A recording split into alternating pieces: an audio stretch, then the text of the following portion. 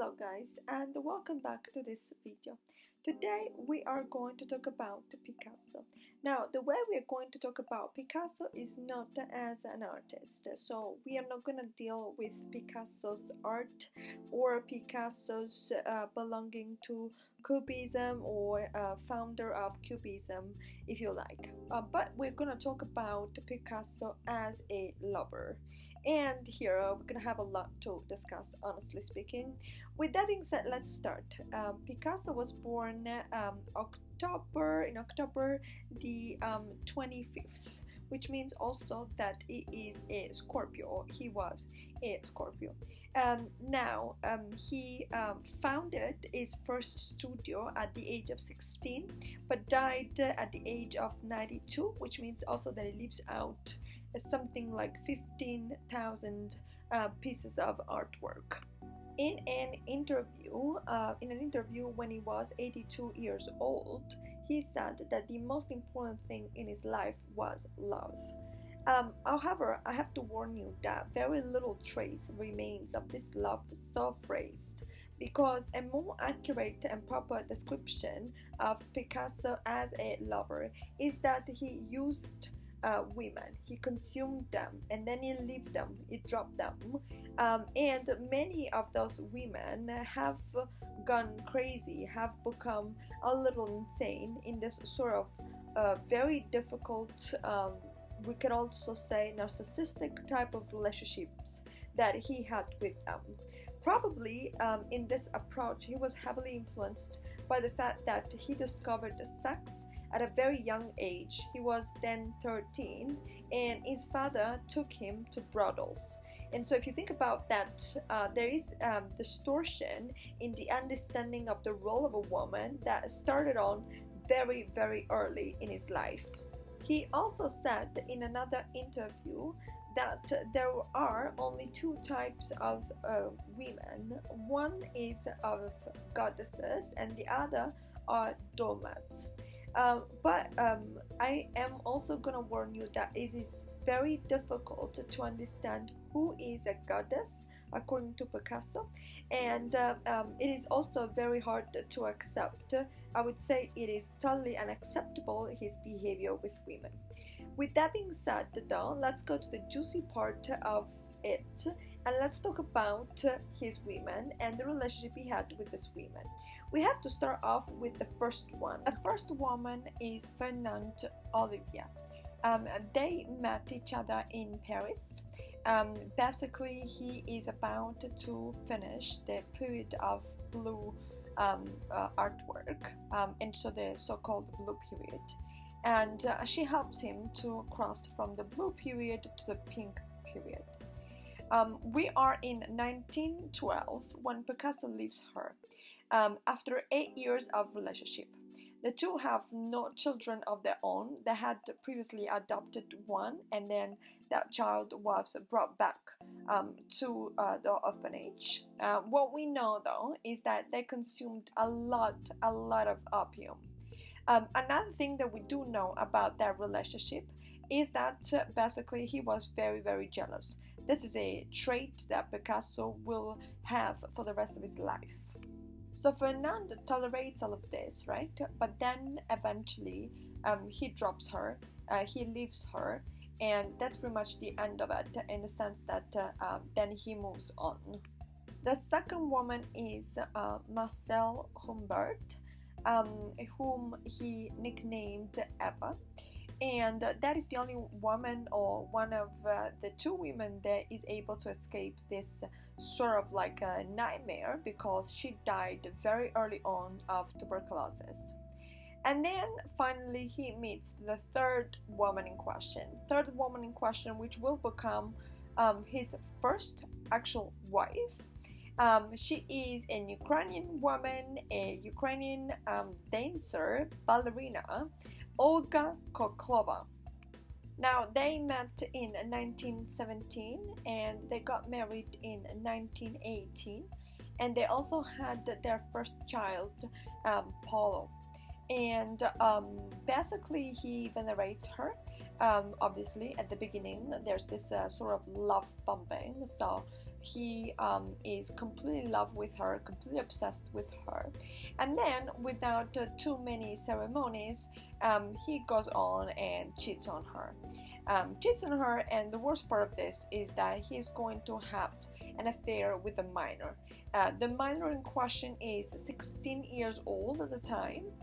He is much older and much more famous, so there is an imbalance there that is quite absurd. But the woman in question is Marie-Thérèse Walters.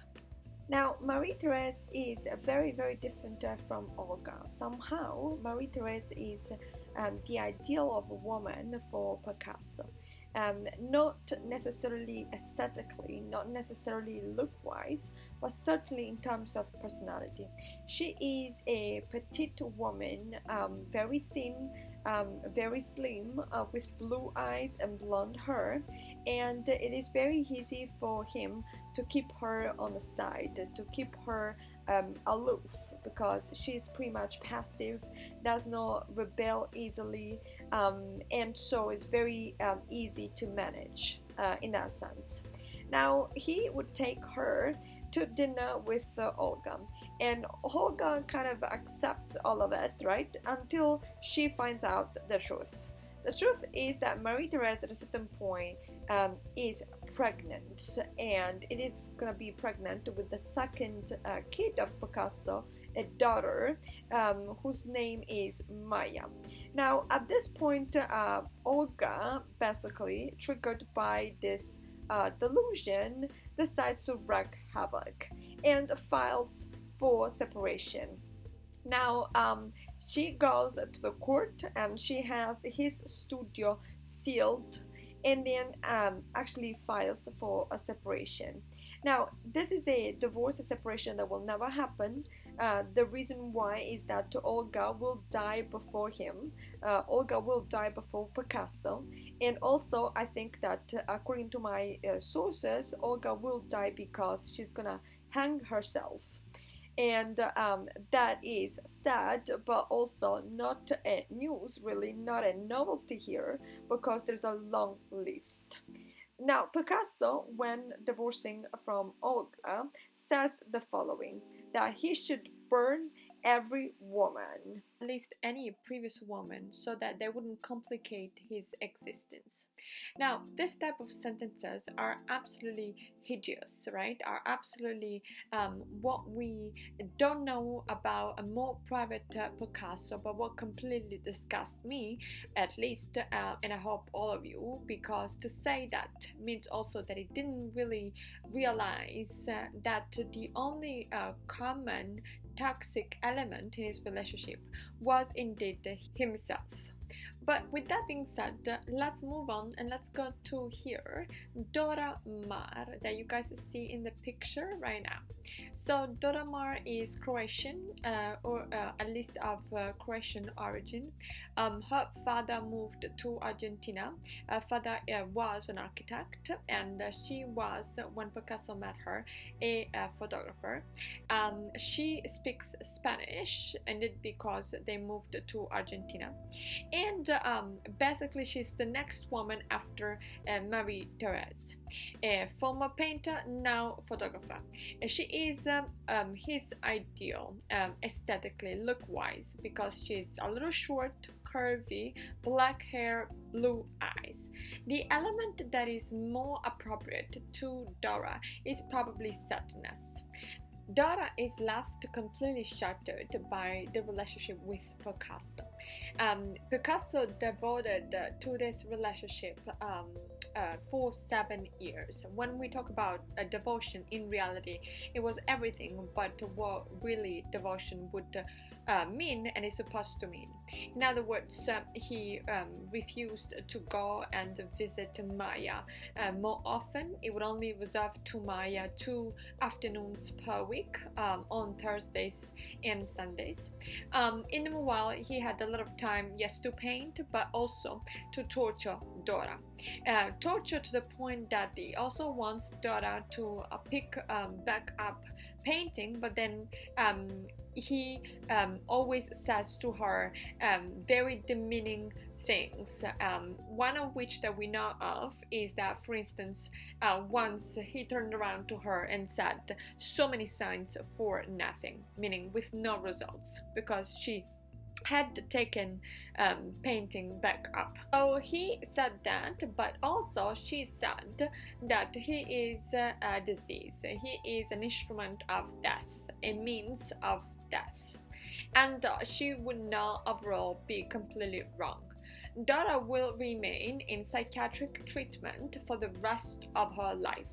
In the end, she did not commit suicide, and many have thought that she didn't do that not to give him the satisfaction of seeing her dying and seeing her dead. And that is what happened. But life goes on, and Picasso, now 63, meets Françoise Gillot, that you guys see here, right? She is 22 when they met. She and Picasso were together for a number of years. They also had 2 children, Claude and Paloma, but they never got married. Now, the usual farce goes on display one more time, meaning he's super jealous but goes with lovers, and she is super adored when she's pregnant, but then once she has the children, she's completely thrown away like a piece of rubbish. This point in time, though, something changes because of who François is. By the way, she's still alive, and I hope she's enjoying all her life. François at a certain point decided to leave him, and he was so upset and so angry with her that tells her that she's never gonna meet anybody and she's gonna stay alone, and also decided to put out a cigarette on her cheek. In psychological terms, we could talk about his narcissistic wrath in that moment.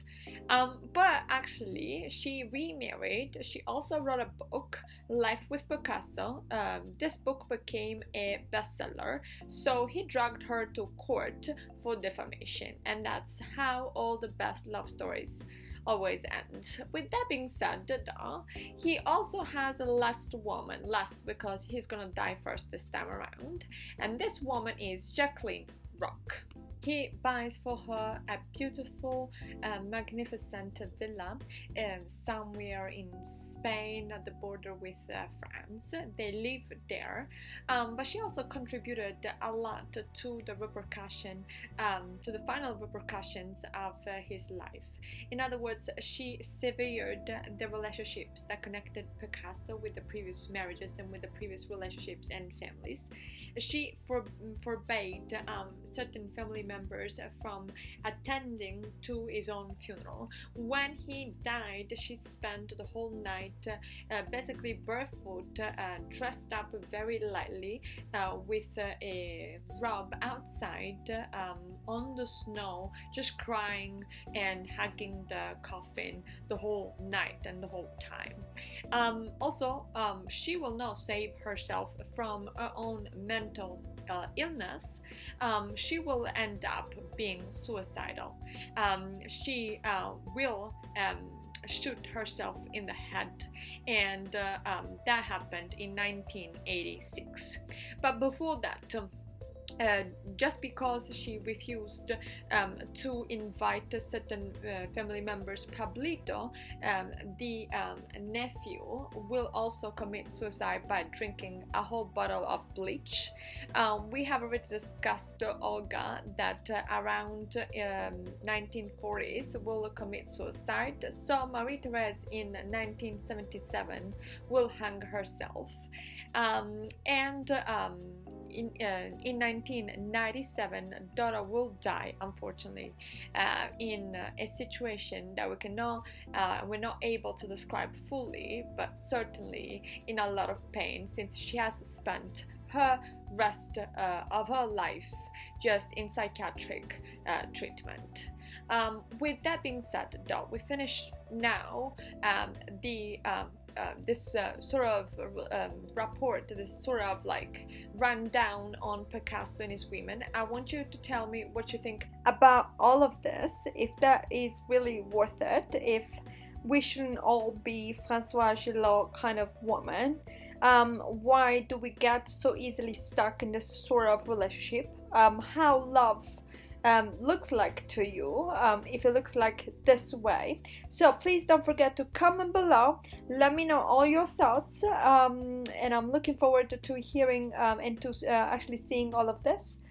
So please let me know, subscribe to the channel, comment below, hit the notification bell, and we're gonna talk about a new topic next time when we're gonna discuss something else. For now, this is all. Bye!